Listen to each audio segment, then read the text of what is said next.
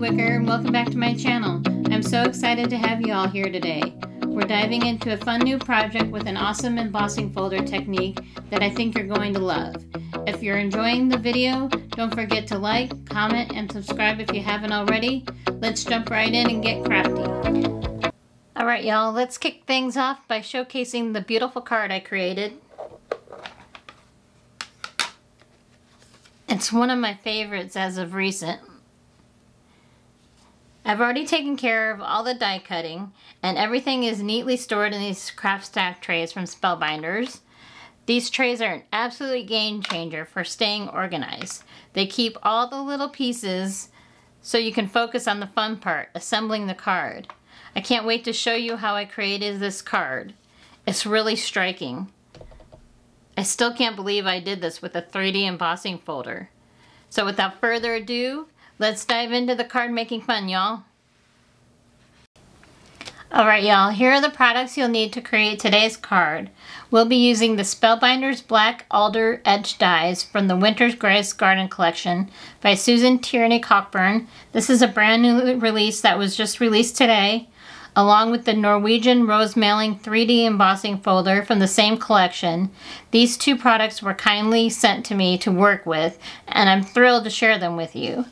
Additionally, we'll be incorporating the Spellbinders BETTERPRESS plates and dies called A Little Message of Hope, and my trusty A2 Matting Basics set A and B dies to achieve the perfect layering.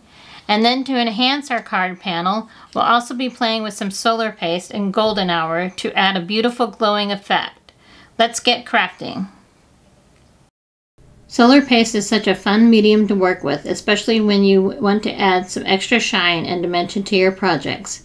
It has a gorgeous shimmer that really catches the light and can transform a simple card panel into something striking.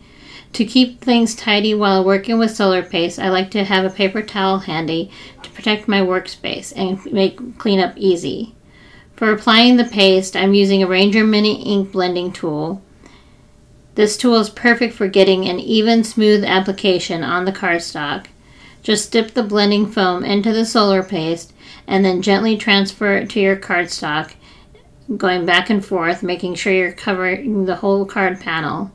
And then we're going to be building up the layers until you get the desired coverage. It's a simple technique, but it really adds a wow factor to the final piece. Now we're going to grab our heat gun to speed up the drying process. This step is crucial because we want to make sure that the solar paste is completely dry before running our card panel through the 3D embossing folder. Drying it thoroughly prevents any paste from transferring onto the embossing folder, which could affect the final result. So let's get that heat gun going and get our panel ready for the next step. Alright, I've got my trusty Spellbinders Platinum 6 die cutting machine all set up and ready to go. This is where the magic really happens. We're working with the deboss side of the embossing folder, which is the flat side, the one with the Spellbinders logo on it. So make sure to have it on the right side.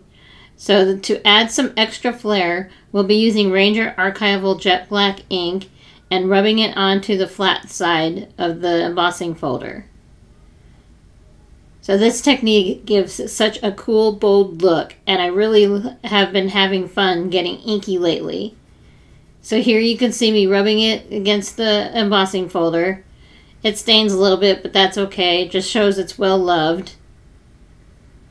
What are some of your favorite embossing techniques? I would love to know, so please leave a comment below. I always love hearing from y'all. And look at all that shine and shimmer that solar paste leaves on that card panel. And now we're really going to see this come to life. So just following the instructions on the universal plate system for the embossing, for the 3D embossing. And I'm getting it set up here. And we're going to get out the D adapter plate to place on top. And then we're going to run it through our trusty Spellbinders Platinum 6 die cutting machine. There we go, running it through. And now for the reveal. Let's check this out. I hope nothing got shifted or anything like that. I don't think it did. But wow, check this out, y'all.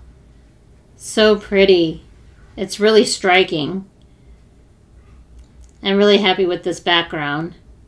the paste and the ink. It really makes it look like a tin, old tin ceiling. And don't forget, after inking, it's super important to clean your embossing folder. You don't want any leftover ink messing up your next project. I'm just grabbing my baby wipes here to clean it up real quick, and it's as good as new. Always a good habit to keep your tools in tip-top shape. Now it's time to pull out the die cuts that I've already cut off camera and grab our trusty Bearly Arts glue. Let's figure out the perfect placement for each of these elements on our card panel. I use Lawn Fawn black cardstock for the matting, and this is where the A2 matting basic dies set A and B really shine. They make it easy to line everything up just right. And this glue, the Bearly Arts glue, is fantastic for precise application and a strong hold, so nothing will shift out of place. I love this part. It's where everything starts coming together. So just finding the right placement for all the little pieces here. And I did Google this plant, and I think it said it was like a red scarlet color, something like that, but I went with black. I wanted some more sparkle to the card, so that's why I picked the black glitter cardstock there for the berries. Really neat. Alright, now it's time to prep our note card. So I got out my paper trimmer and my hammer mill cardstock, and my score buddy, and my trusty bone folder.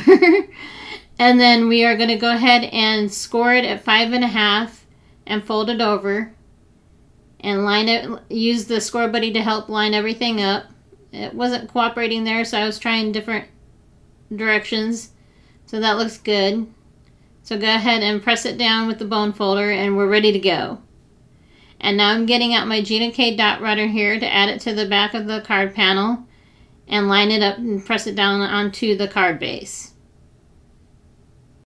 Alright y'all, now it's time for some BETTERPRESS magic, where we're going to bring out those Spellbinders BETTERPRESS plates and create a beautifully pressed sentiment.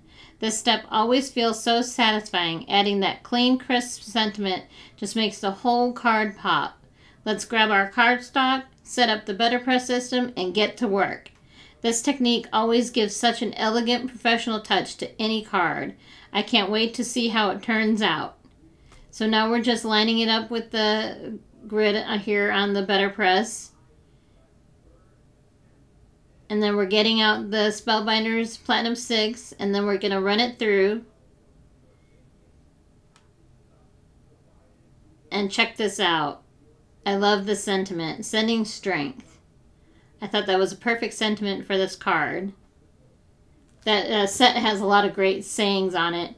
So I highly recommend that for your collection. And then just taking the die and lining it up.